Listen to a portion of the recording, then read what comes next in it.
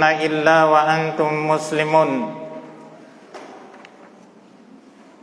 يا أيها الناس اتقوا ربكم الذي خلقكم من نفس واحدة وخلق منها زوجها وبث منهما رجالا كثيرا ونساء واتقوا الله الذي تساءلون به والأرحام إن الله كان عليكم رقيبا يا أيها الذين آمنوا اتقوا الله وقولوا قولا سديدا يصلح لكم أعمالكم ويغفر لكم ذنوبكم ومن يطع الله ورسوله فقد فاز فوزا عظيما أما بعد فإن أصدق الحديث كتاب الله تعالى وخير الهدي هدي محمد صلى الله عليه وسلم وشر الأمور محدثاتها فإن كل محدثة بدعة وكل بدعة ضلالة وكل ضلالة في النار أعاذني الله وإياكم من عذاب النار. Hadirin kaum muslimin dan muslimat jamaah pengajian yang dimuliakan dan dirahmati oleh Allah Subhanahu wa taala. Kita bersyukur kepada Allah Subhanahu wa taala atas seluruh kebaikan yang Allah curahkan kepada kita semuanya. Baik itu kebaikan berkaitan dengan dunia kita, lebih-lebih lagi berkaitan dengan agama kita. Dan termasuk sebesar-besar kebaikan yang Allah Subhanahu wa taala berikan kepada kita di saat ini adalah Allah Subhanahu wa taala mengumpulkan kita semuanya di majelis ilmu ini, yang merupakan majelis para malaikat, majelis yang membawa kepada ketenangan, kebahagiaan, majelis yang Allah Subhanahu wa taala berbangga di hadapan para malaikatnya di atas langit, dan berbagai macam kebaikan yang ada di dalam majelis ilmu tersebut yang patut untuk kita senantiasa hidupkan dan tumbuh suburkan di dalam kehidupan kita, agar kebaikan itu terus menerus terjaga dan menjadi sesuatu yang kontinu untuk kita lakukan di dalam kehidupan ini. Al-ikhwah wal akhwat yang dimuliakan dan dirahmati oleh Allah Subhanahu wa taala, dengan selesainya suatu pembahasan kitab, yaitu kita telah menyelesaikan kitab Asyrul Qawaid fi Tazkiyatin Nafsi, 10 kaidah di dalam pensucian jiwa, yang ditulis oleh Syekh Profesor Dr. Abdul Razak bin Abdul Muhsin Al-Badari hafizahumallahu ta'ala.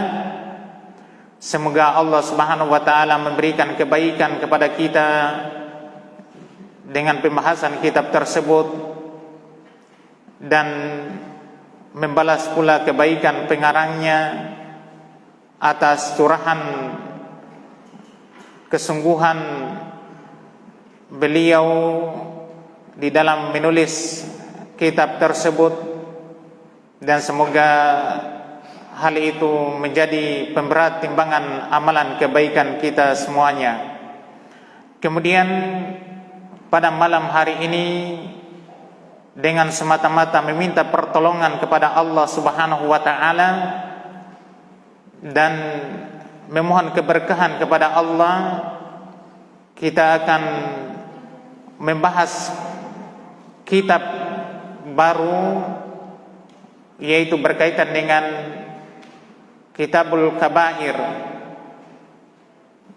kitab membahas tentang dosa-dosa besar.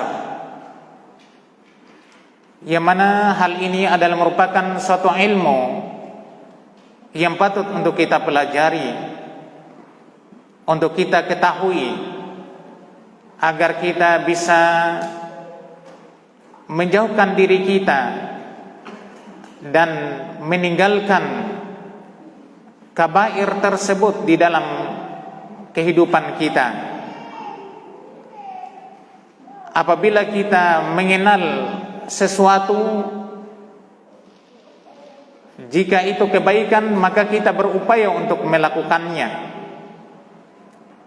dan jika itu kejelekan membawa kepada malapetaka, maka hendaknya kita meninggalkannya.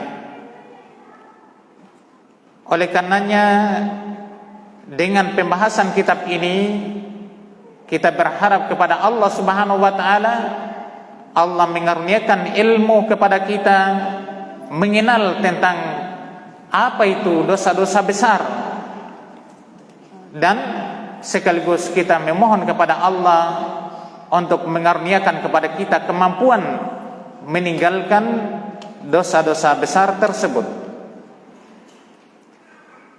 Kitabul Kabair ini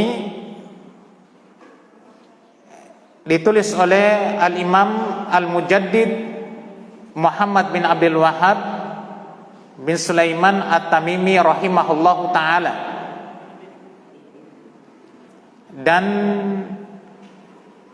yang menjadi acuan pembahasan penjelasan dari Kitabul Kabair ini, insyaallah kita akan baca syarah dari Asy-Syaikh Al-Allamah Shalih bin Fauzan Al-Fauzan hafizahullahu ta'ala. Semoga Allah Subhanahu wa ta'ala mudahkan untuk kita semuanya bisa memahami dan memberikan kelurusan kepada kita, mengokohkan kita di dalam membahas kitab ini, dan semoga bisa menjadi amalan kebaikan untuk kita semuanya. Kemudian sebelum kita memasuki tulisan dari pengarang, yakni Al-Imam Al-Mujaddid Muhammad bin Abdul Wahhab bin Sulaiman At-Tamimi rahimahullahu ta'ala, maka terlebih dahulu kita membacakan muqaddimah dari pensyarah. Kata beliau, Bismillahirrahmanirrahim, dengan menyebut nama Allah Subhanahu wa ta'ala. Merupakan sunnah bagi seseorang ketika menulis suatu tulisan, maka dimulai dengan basmalah, dengan Bismillahirrahmanirrahim, karena mengikuti Al-Quran. Ini Al-Quran dimulai dengan Bismillahirrahmanirrahim padanya, sebelum surah Al-Fatihah. Demikian pula mengikuti sunnah Rasul alaihi salatu wassalam, ketika Rasulullah sallallahu alaihi wasallam menulis suatu surat untuk Raja Rum, yaitu Herakl, mengajak Raja Rum agar masuk ke dalam Islam. Maka di surat tersebut Rasulullah sallallahu alaihi wasallam memulai dengan kalimat Bismillahirrahmanirrahim min Muhammad bin Abdullah Rasulillah ila azimir Rum Herakl.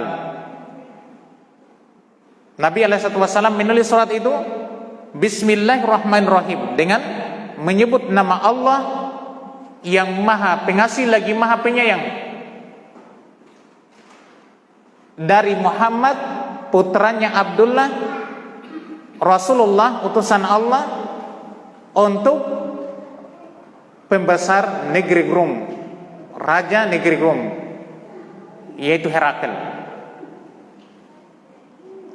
Dari dasar ini sehingga disunahkan bagi setiap muslim ataupun muslimah ketika menulis suatu tulisan karya ilmiah, hendaknya dia memulai dengan Bismillahirrahmanirrahim, yang di dalamnya pula terdapat dua faidah besar. Yang pertama adalah dalam rangka meminta pertolongan kepada Allah Subhanahu wa taala. Meminta pertolongan kepada Allah Subhanahu wa taala. Oleh karena itu dalam perkara-perkara besar ataupun kecil, terkait dengan kemaslahatan, kebaikan, maka hendaknya kita mulai dengan Bismillahirrahmanirrahim, yang di dalamnya terdapat permintaan pertolongan kepada Allah Subhanahu wa taala. Karena tidak sesuatu apapun juga yang dilakukan oleh seorang hamba tidak akan mungkin terwujud dan tercapai kebaikan itu kecuali harus semata-mata melalui pertolongan Allah Subhanahu wa taala. Oleh karena itu Allah Subhanahu wa taala menegaskan di dalam inti surah Al-Fatihah, Iyyaka na'budu wa iyyaka nasta'in. Ini kembalinya seluruh perkara agama di sini. Iyyaka na'budu wa iyyaka nasta'in.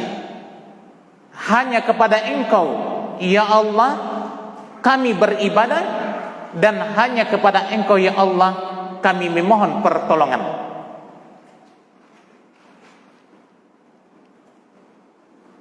Di dalam ayat ini Allah Subhanahu wa taala menyebutkan tentang kekhususan ibadah itu hanya untuk Allah.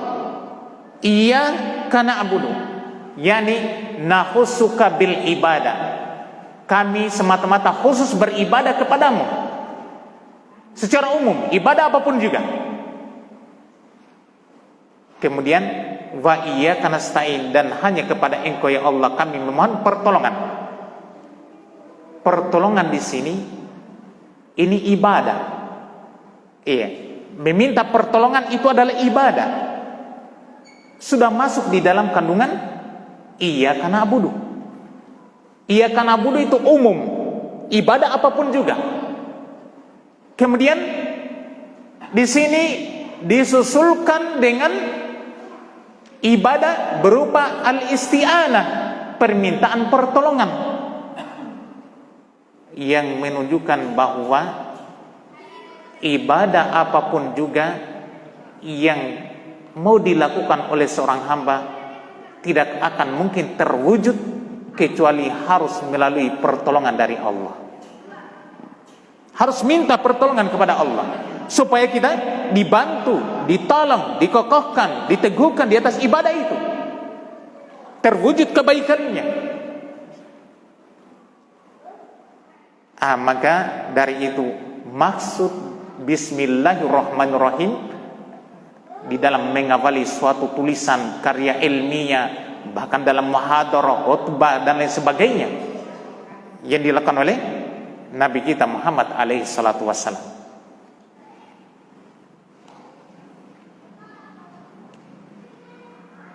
Kemudian faedah yang kedua, dimulainya dengan Bismillahirrahmanirrahim, dengan menyebut nama Allah.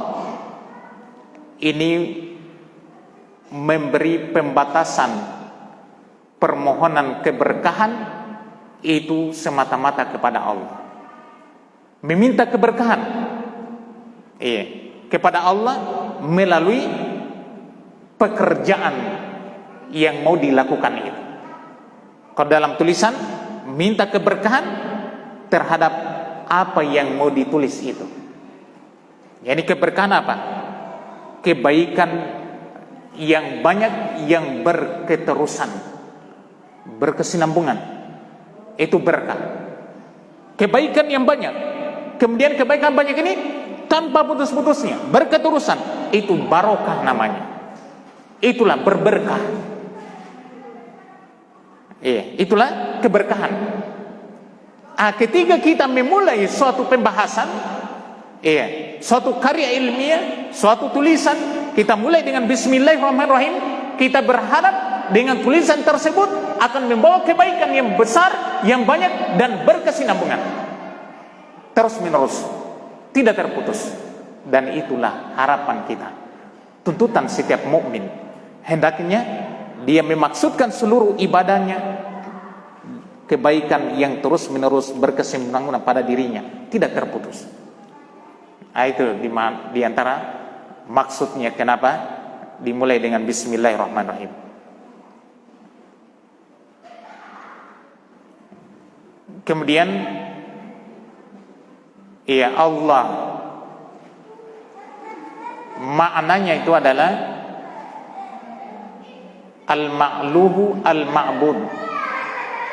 Itu makna Allah. Makna Allah itu adalah yang berhak untuk diibadahi, yang berhak untuk disembah. Oleh karena itu ini Allah, lafaz Allah ini adalah lafaz khusus bagi Allah, tidak boleh diberikan kepada selain Allah siapapun juga. Kenapa? Karena yang berhak untuk diibadahi hanyalah Dia semata. Segala sesuatu selain Allah tidak ada yang berhak untuk diibadahi.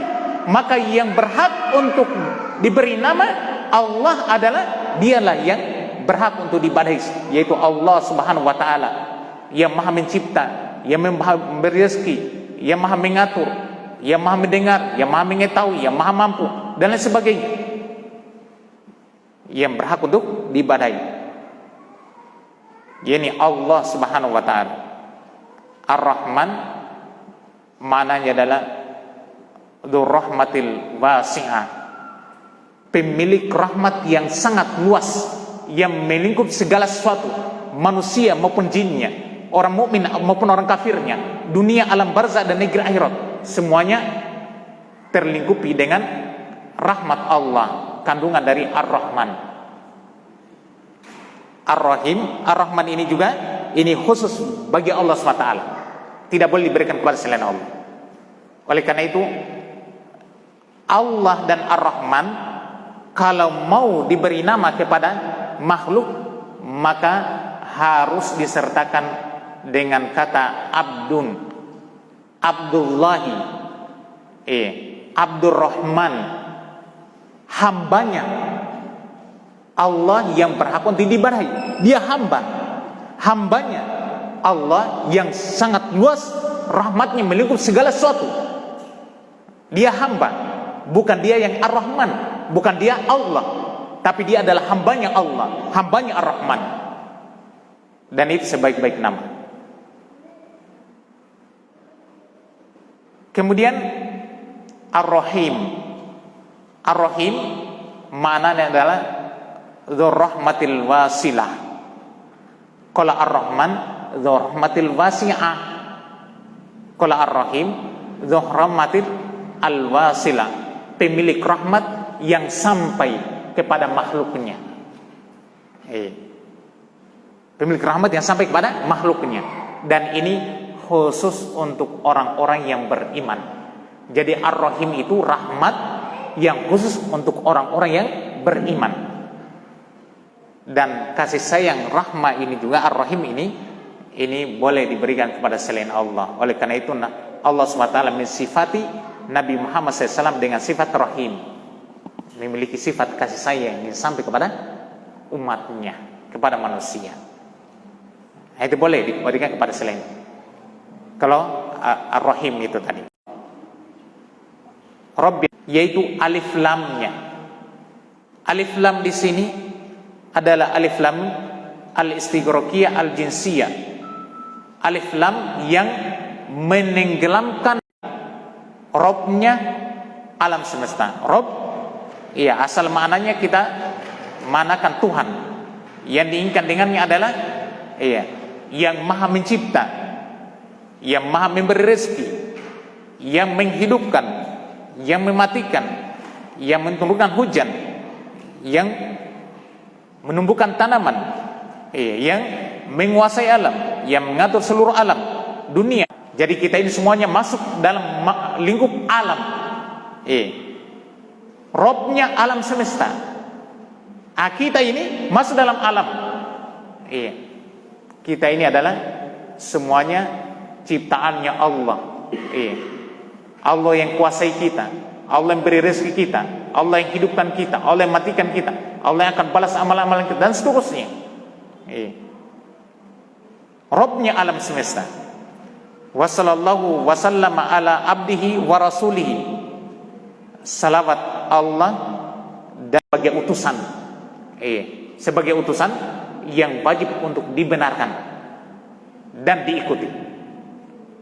Kalau beliau abdu, ini menafikan keberadaan beliau kalau mau diibadahi. Kemudian Rasul itu menetapkan keberadaan beliau sebagai orang yang harus diikuti, yang harus diikuti. Berbangkit. Ini pujian kepada Allah, kemudian salawat kepada Nabi kita Muhammad sallallahu alaihi wasallam dan para keluarga beliau dan sahabat beliau. Kemudian selanjutnya wa ba'du, dan selanjutnya. Dan selanjutnya. Biasa juga amma ba'd, adapun selanjutnya. Sama. Fa inna syekha al-imama al-mujaddida Muhammad ibn Abdul Wahhabi rahimahullah allafa mu'allafatin katsiratan nadiratan mufidatan fi bayani tauhidi wal amri bihi wa bayani syirki wan nahi anhu wa fi bayanil ma'asi wadzunubi wan nahi anha li'annaha tunaqqisu tauhida. Beliau Syekh Hafizahullah memulai menjelaskan tentang Syekh Muhammad bin Abdul Wahhab rahimahullah berkaitan dengan karangan beliau. Kata beliau, maka sungguhnya Syekh Al-Imam Al-Mujaddid pembaharu Muhammad bin Abdul Wahhab rahimahullah telah menulis tulisan-tulisan yang sangat banyak lagi langka. Langka. Dan tulisan yang bermanfaat di dalam menjelaskan tauhid dan perintah kepada tauhid, di dalam menjelaskan kesyirikan dan larangan dari kesyirikan, di dalam menjelaskan maksiat dan perbuatan dosa serta larangan dari maksiat dan perbuatan dosa itu. Li'annaha, karena sesungguhnya dia adalah tunaqisu at-tauhida, mengurangi kesempurnaan tauhid. Jadi ini memang karangan-karangan beliau itu merupakan buku-buku yang berkaitan dengan akidah, perkara-perkara yang harus diketahui, dipelajari oleh setiap muslim ataupun muslimah. Kita kenal karangan beliau sangat banyak dalam perkara akidah, Al-Qawaidul Arba'u, Al-Usulul Salas, Al-Usulul Sitta, naik di atasnya Kitabut Tauhid, Kasfus Syubhat, dan seterusnya. Tulisan-tulisan yang sangat bermanfaat, yang penting untuk dipelajari.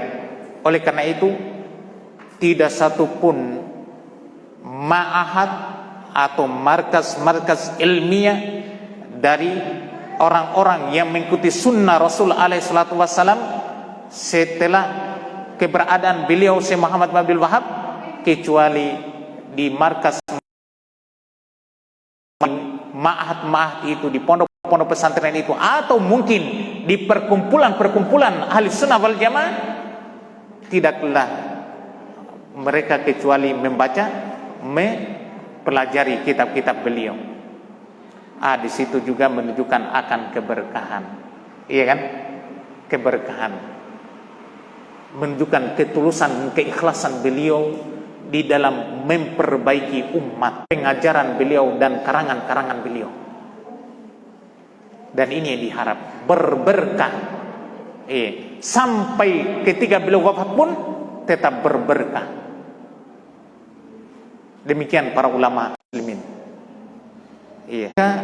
Melakukan suatu upaya, melakukan suatu ibadah, sebagainya, betul-betul memohon keberkahan kepada Allah Subhanahu wa taala semata.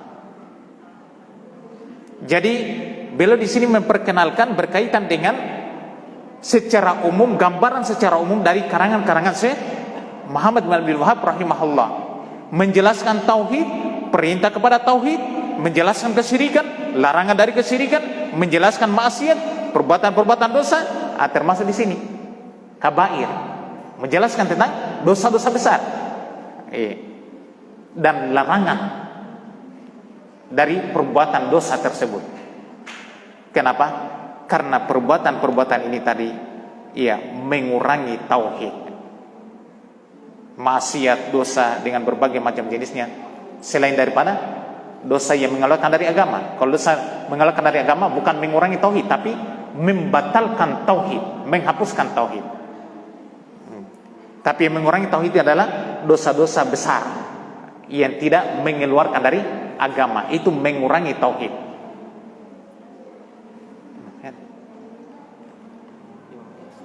Baik, kemudian selanjutnya kata beliau, kita baca lagi satu paragraf. Kullu dzalika min babin nasihatil muslimin wa da'wati ila Allah azza wa jalla wa islahi fil ardi. Hadhihi tariqatur rusul alaihi wassalatu wassalam. Wa min sya'nil insani madama ala qaidil hayati ay ya'mala wa yataharraka wa la yabqa sakinan wa jamidan la yataharrak.